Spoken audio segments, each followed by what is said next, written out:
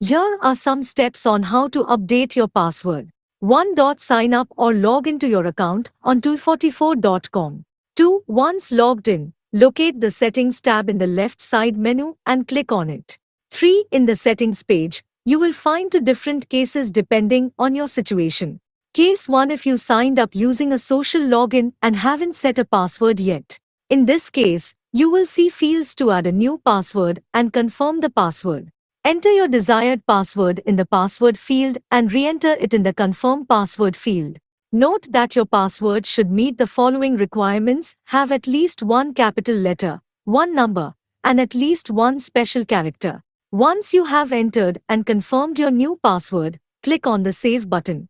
Your password will be successfully updated, and the Save button will turn green. Case 2: if you already have a password set.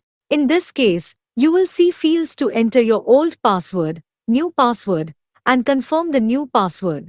Enter your current password in the old password field. Enter your desired new password in the new password field and re-enter it in the confirm password field.